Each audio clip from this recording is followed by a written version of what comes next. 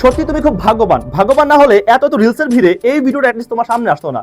তোমরা যারা এসএসসি 26 বছরের পরীক্ষার্থী আছো, তোমাদের জন্য বাংলা দ্বিতীয় পত্রের এমসিকিউর একটা কমন সাজেশন দিব আমরা, যেই সাজেশনটা ফলো করে তুমি সর্বোচ্চ কমন পাবা, সর্বোচ্চ ভালো মার্ক তুমি তুলতে পারবা। দেখো, তোমার উচিত এমন একটা সাজেশন ফলো করা যেই সাজেশনের মাধ্যমে তুমি তোমার বাংলা যে এমসিকিউ আছে এর মধ্যে 27 থেকে 28 অবধি তুলতে পারো, এমন টার্গেট নিতে হবে। আর এই টার্গেট যদি তুমি নিয়ে থাকো তাহলে তোমার উচিত হবে আমাদের এই সাজেশনটা ফলো করা। আমরা ইতিমধ্যে আমাদের 4টা পার্ট সমাধান করেছি। এই সমাধানগুলো আমাদের পেজে হচ্ছে আপলোড আছে, তুমি দেখে নিতে পারবা। আজ হচ্ছে আমাদের সাজেশন পার্ট 5। এই 5-এর মধ্যে আমাদের রয়েছে মোট 4টা পরিচ্ছেদ। সেই 4টা পরিচ্ছেদ কি কি দেখো: ক্রিয়া বিশেষণ, অনুসর্গ, যোজক এবং আবেগ। এই 4টা পরিচ্ছেদ থেকে তোমার কোন কোন অ্যান্সারগুলো আসতে পারে তার একটা পূর্ণাঙ্গ সাজেশন দিব আজকের ভিডিওতে। তো ভিডিও একবার শেষ অবধি দেখবা, আশা করি অনেকটা উপকৃত হতে পারবা। আচ্ছা, আমরা শুরু করি। আমাদের প্রথম প্রশ্ন দেওয়া আছে পরিচ্ছেদ ক্রিয়া বিশেষণ থেকে, কোনটি কালবাচক ক্রিয়া বিশেষণ? কোনটি কালবাচক ক্রিয়া বিশেষণ? আমরা ক্রিয়া বিশেষণ মানে কি বুঝি? যেই বিশেষণটা আসলে ক্রিয়াপদকে বিশেষিত করে, যেই বিশেষণটা ক্রিয়াপদকে বিশেষিত করে সে হচ্ছে কি ক্রিয়া বিশেষণ। এখন সেই কালবাচক ক্রিয়া বিশেষণ কি?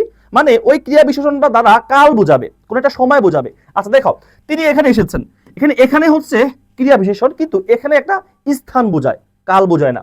ছেলেটি দ্রুত দৌড়ায়, দৌড়ায়, হ্যাঁ কেমন দৌড়ায়? দ্রুত দৌড়ায়। এই দ্রুত হচ্ছে ক্রিয়া বিশেষণ, কিন্তু দ্রুতটা একটা ধরন বুঝিয়েছে, দৌড়ানোর ধরন, তাহলে এটাও কিন্তু কালবাচক না। গতকাল তিনি ঘুরে গিয়েছেন, গতকাল তিনি ঘুরে গিয়েছেন। এখন দেখো তো, গতকাল এটা হচ্ছে ক্রিয়া বিশেষণ। গতকালটা কি? গতকালটা একটা সময় বোঝায়, তার মানে যেহেতু সময় বোঝায় তাই এটা হবে কি কালবাচক ক্রিয়া বিশেষণ। গতকালটা হচ্ছে কালবাচক ক্রিয়া বিশেষণ। আচ্ছা, তারপর দেখি, মিছিলটি সামনে এগিয়ে যায়, বাক্যটিতে কোন ধরনের ক্রিয়া বিশেষণ ব্যবহৃত হয়েছে? মিছিলটি সামনে এগিয়ে যায়। এখন সামনেটা হচ্ছে ক্রিয়া বিশেষণ, এটা কোন ধরনের ক্রিয়া বিশেষণ হবে? দেখো, সামনে, সামনে দ্বারা আমরা কি বুঝি? এটা স্থান বুঝি না? হ্যাঁ, সামনে দ্বারা একটা স্থান বোঝাচ্ছে, দ্যাট মিনস সেটা হবে একটা স্থানবাচক ক্রিয়া বিশেষণ। কি হবে? স্থানবাচক ক্রিয়া বিশেষণ। পরবর্তী কোশ্চেন দেখো, ভয়ে ভয়ে চুপি চুপি গঠন বিবেচনায় কোন ক্রিয়া বিশেষণ? ভয়ে ভয়ে চুপি চুপি। মনে রাখবা, যদি কোনো বিশেষ্য পরপর দুইবার ব্যবহার হয়, যদি কোনো বিশেষ্য পরপর দুবার ব্যবহার হয়, জাস্ট কিসের জন্য? ক্রিয়া বিশেষণকে বিশেষিত করার জন্য, ক্রিয়াকে বিশেষিত করার জন্য, তখন ওগুলো হবে তোমার বহুপদী ক্রিয়া বিশেষণ। ওগুলো হবে কি? তোমার বহুপদী ক্রিয়া বিশেষণ। তাহলে ভয়ে ভয়ে চুপি চুপি এগুলো হচ্ছে আমাদের বহুপদী ক্রিয়া বিশেষণ। আচ্ছা, তারপর দেখি, নিচের কোনটি ধরনবাচক ক্রিয়া বিশেষণ? মনে হচ্ছে তোমার ক্রিয়ার ধরন বুঝাবে। ক্রিয়ার কি বুঝাবে? ধরন বুঝাবে। এখন দেখো, তিনি এখানে এসেছিলেন, এখানে একটা ক্রিয়া বিশেষণ, কিন্তু এখানে দ্বারা স্থান বোঝায়, তাই না? তাহলে এটা ধরন হবে না। ছেলেটি দ্রুত দৌড়ায়, এখানে দ্রুত হচ্ছে ক্রিয়া বিশেষণ। এখন কিভাবে দৌড়ায়, কেমন দৌড়ায়? দ্রুত। তার মানে ক্রিয়ার একটা ধরন বোঝাচ্ছে, ক্রিয়ার একটা ধরন বোঝাচ্ছে, দৌড়ানোর একটা ধরন বোঝাচ্ছে। তাহলে দ্রুতটা হচ্ছে একটা ধরনবাচক ক্রিয়া বিশেষণ। আচ্ছা, তারপর দেখি, ছেলেটি দ্রুত দৌড়ায়, এ বাক্যে দ্রুত কোন বিশেষণ? এ বাক্যে দ্রুত কোন বিশেষণ? একটু আগে আমরা বলেছি সেটা হচ্ছে কি? এটা হচ্ছে একটা ক্রিয়া বিশেষণ, এটা হচ্ছে একটা ক্রিয়া বিশেষণ। এবং এটা কোন ক্রিয়া বিশেষণ? এটা হচ্ছে আমাদের ধরন ক্রিয়া বিশেষণ। কোন ক্রিয়া বিশেষণ? ধরন ক্রিয়া বিশেষণ। আচ্ছা, তারপর দেখি আমরা আমাদের 22তম যেই পরিচ্ছেদ আছে তার থেকে আমরা গুরুত্বপূর্ণ এমসিকিউ সমাধান করেছি। এর পাশাপাশি এই ইনফরমেশনগুলো তোমরা জাস্ট জেনে রাখবা, এখান থেকেও প্রশ্ন চলে আসতে পারে। জাস্ট জেনে রাখার জন্য তোমরা একটা অ্যাসেস দিয়ে রাখতে পারো, স্ক্রিনশট দিয়ে রাখতে পারো। আচ্ছা, আমরা পরিচ্ছেদ 23-এ চলে যাই, অনুসর্গের ক্ষেত্রে। অনুসর্গকে কত ভাগে ভাগ করা যায়? আমরা জানি অনুসর্গকে প্রধানত দুভাগে ভাগ করা যায়। কি কি? একটা হচ্ছে সাধারণ অনুসর্গ, একটা হচ্ছে সাধারণ, আর একটা হচ্ছে ক্রিয়াজাত। একটা সাধারণ আর একটা হচ্ছে ক্রিয়াজাত অনুসর্গ। ওকে, আচ্ছা, সাধারণ অনুসর্গের প্রয়োগ ঘটেছে কোনটিতে? এখানে কোনটার উপরে সাধারণ ক্রিয়ার অনুসর্গের প্রয়োগ ঘটেছে? এখন দেখো, মাথার উপরে নীল আকাশ, এই উপরে, উপরে ধারা, উপরে কি কোনো অসমাপিকা ক্রিয়া? না। মনে রাখবা, যদি অসমাপিকা ক্রিয়া হয়, কি অসমাপিকা ক্রিয়া হয়, ওটা হবে আমাদের ক্রিয়াজাত, ওটা হবে আমাদের ক্রিয়াজাত অনুসর্গ। এখন দেখো তো, উপরে দ্বারা কোনো উপরে কোনো অসমাপিকা ক্রিয়া না, তার মানে এটা হচ্ছে একটা সাধারণ অনুসর্গ, এটা একটা সাধারণ অনুসর্গ। কিন্তু দেখো ভালো করে, এই করেটা কি? একটা অসমাপিকা ক্রিয়া। মন দিয়ে, এই দিয়েটা কি? অসমাপিকা ক্রিয়া।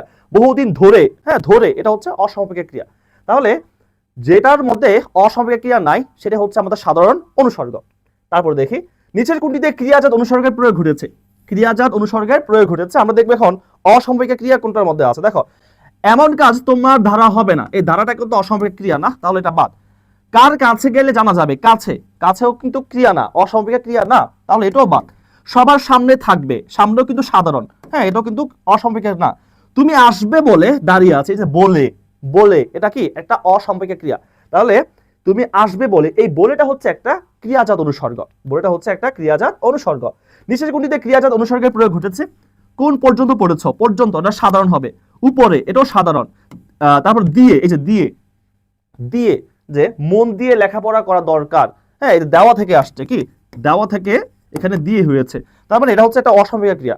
তাহলে এই দিয়েটা হবে ক্রিয়াজাত অনুসর্গ। কি হবে? ক্রিয়াজাত অনুসর্গ।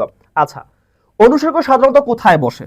খুব বেসিক একটা প্রশ্ন, যে অনুসর্গ সাধারণত কোথায় বসে। অনুসর্গ মনে রাখবা সবসময় শব্দের পরে বসে। কোথায় বসে? শব্দের পরে। আমি বললাম যে মন দিয়ে লেখাপড়া করো, কি বললাম? মন দিয়ে লেখাপড়া করো, এই যে মন দিয়ে, এই মনের পরে হচ্ছে এই দিয়ে অনুসর্গটা ব্যবহৃত হয়েছে। তার মানে অনুসর্গটা শব্দের পরে বসে। কিসে বসে? শব্দের পরে। তবে উপসর্গ সেটা শব্দের আগে বসে।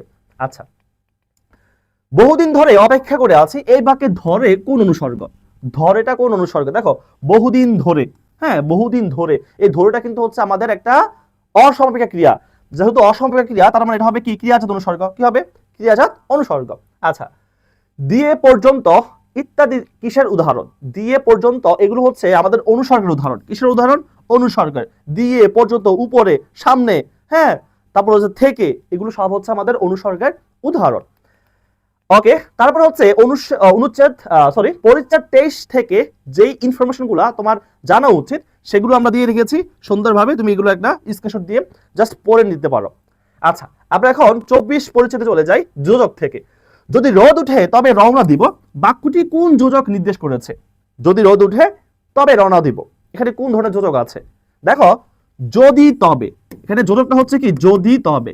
যদি তবে মনে রাখবা, এরকম যদি একটা যোজক যদি আরেকটা যোজকের উপর নির্ভরশীল হয়, তাহলে সেটাকে বলা হয় সাপেক্ষ যোজক বা সাপেক্ষ সর্বনাম। কি হবে এখানে? এটা হবে সাপেক্ষ যোজক। একটা যোজক আরেকটার উপর নির্ভরশীল এখানে।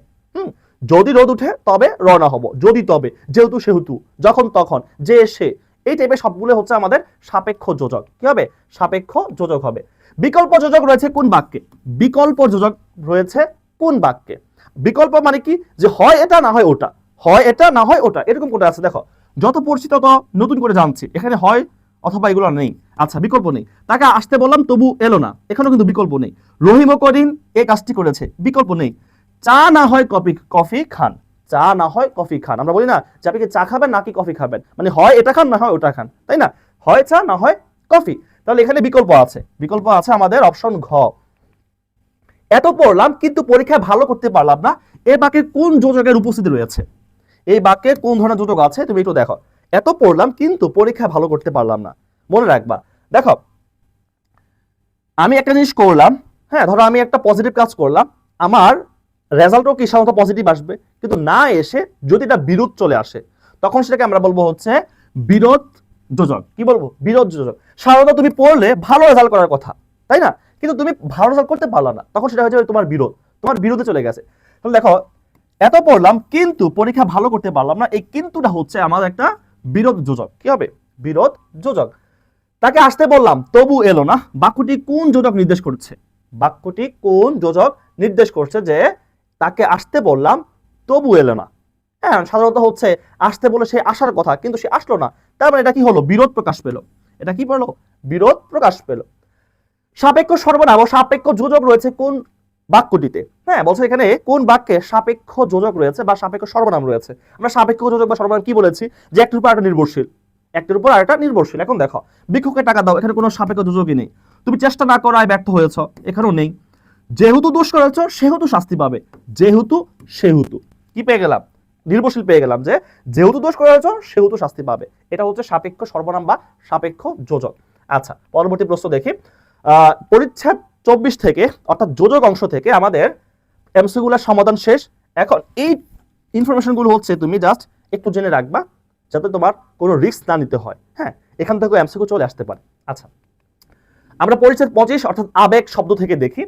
সম্বোধন আবেগ আছে কোন বাক্যে? সম্বোধন আবেগ মানে হচ্ছে আমরা একে অপরকে সম্বোধন করে বলি না, ও হে, হে বন্ধু, তারপর হচ্ছে এই, এভাবে আমরা কি করি? একজন অপরকে সম্বোধন করি, ডাকি আর কি। হ্যাঁ, এখন দেখো এখানে কোনটা আছে, দেখো, ওহে কি বলছো শুনেছ, ওহে কি বলছি শুনেছ, ওই যে ওহে বলে আমি কাউকে সম্বোধন করলাম, তাই এটা হচ্ছে একটা সম্বোধন আবেগ। আচ্ছা, নিচের কোটিতে অলংকার আবেগ আছে। অলংকার আবেগ মানে হচ্ছে আমরা এই কথা বা বাক্যটাকে অনেকটা কি করতে চাই, মাধুর্যতা মিশাতে চাই, আমরা একটু আবেগ, আমরা হচ্ছে অলংকার মিশাতে চাই, এই কারণে যে শব্দগুলো ব্যবহার করি। হ্যাঁ, এখন দেখো এখানে কোনটা আছে, হে বন্ধু, এটা আমরা ডাকলাম, এটা হবে সম্বোধন, এটা হবে না। আহা বেচারার এত কষ্ট, আমরা দুঃখ প্রকাশ করলাম, এটা এটা কি না, অলংকার না। কি বিপদে পড়ে গেলাম, এটাও আমরা একটা বিরক্তি বুঝাই বা হচ্ছে আমরা বিপদ বুঝাই, এটাও কিন্তু অলংকার না। দূর পাগল, এই কথা কি বলতে আছে, আমরা মানুষকে মজা করে বলি না দূর পাগল, এই কথা কি বলা যায়? তো এই যে দূর পাগল, এই যে এর মাধ্যমে আসলে আমরা কি করছি, এটা কথার মাধুর্যতা মিশাচ্ছি এবং হচ্ছে অলংকার যুক্ত করছি। ওকে, তাহলে অলংকার আবেগ আছে আমাদের অপশন ঘতে। নিচের কোন বাক্যটি প্রশংসা আবেগ প্রকাশ করে? প্রশংসা আবেগ মানে প্রশংসা বোঝায়, যে আবেগ শব্দটা প্রশংসা বোঝায়। এখন দেখো এখানে প্রশংসা কোথায় আছে, হে, হ্যাঁ হ্যাঁ তো মানে সম্মতি বোঝাচ্ছে। হে বন্ধু এখানে হচ্ছে আমাদের কি বোঝাচ্ছে বলতো, হে বন্ধু দ্বারা হচ্ছে আমাদের সম্বোধন, ডাকা বোঝাচ্ছে, এটা হবে না। সাবাস, এমন খেলাই তো চেয়েছিলাম, আমরা যখন কেউ জিতে আসে বলি যে সাবাস বাপের বেটা, এমন খেলাই তো আমরা চেয়েছি। তো এই যে সাবাস দ্বারা আমরা কারো প্রশংসা করি, কারো প্রশংসা করি, এটা হবে প্রশংসা, প্রশংসা আবেগ। আচ্ছা, তারপর দেখি, আহা বেচারার এত কষ্ট, এ বাক্যে কোন আবেগ প্রকাশ পেয়েছে? এই যে আহা, এটা হচ্ছে আমাদের কি প্রকাশ পেয়েছে, করুণা আবেগ। আমরা কারোর প্রতি করুণা হলাম, আহা এর এত কষ্ট। হ্যাঁ, এই যে আমাদের মধ্যে একটা করুণা জাগ্রত হয়, তাই না? তো এই আহাটা হচ্ছে আমাদের একটা করুণা আবেগ, আহাটা হচ্ছে এই বাক্যে করুণা আবেগ। ছি, তোমার এই কাজ, এই বাক্যে মনের কোন অনুভূতি প্রকাশ পেয়েছে? এই বাক্যে ছি, এটা আসলে আমাদের কোন আবেগটা প্রকাশ পায়? ছি দ্বারা হচ্ছে আমাদের ধিক্কার জানাই আমরা কাউকে, যে ছি তুমি এটা করলা, ছি তুমি এত নিচে, ছি তোমাকে আমি ভালো ভাবতাম, আমরা বলি না? তো এই ছিটা হচ্ছে এখানে একটা ধিক্কার জানাই আমরা কাউকে ধিক্কার জানাই, এটা হচ্ছে ধিক্কার আবেগ। ওকে, আশা করি তোমরা বুঝতে পেরেছ। আচ্ছা, পরিচ্ছেদ 25 থেকে অর্থাৎ আবেগ শব্দ থেকে আরো কিছু তথ্য দেওয়া আছে, সেগুলো তোমরা হচ্ছে এর পাশাপাশি হচ্ছে দেখে নিবা, পড়ে নিতে পারবা। ওকে, তো এই ছিল আমাদের যে 4টা পরিচ্ছেদ আমরা দেখিয়েছি, এই 4টা পরিচ্ছেদ হচ্ছে ফাইনাল এমসিকিউ সাজেশন।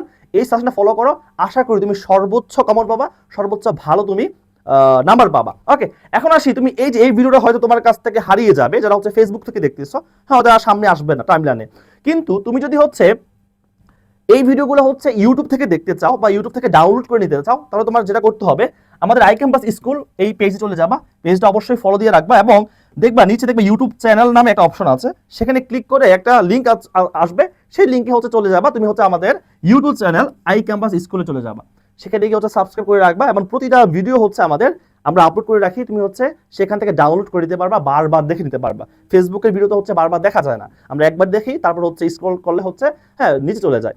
কিন্তু তুমি যদি ইউটিউবে চ্যানেলে গিয়ে সাবস্ক্রাইব করে রাখো, তাহলে হচ্ছে আমাদের প্রতিটা ভিডিও হচ্ছে তুমি ডাউনলোড আকারে পেয়ে যেতে পারবা। ওকে, তো ধন্যবাদ যারা ভিডিও এই অবধি দেখেছো, পরবর্তী ভিডিও দেখা হচ্ছে, ততক্ষণ সবাই ভালো থাকো, সুস্থ থাকো, আল্লাহ হাফেজ, আসসালামু আলাইকুম।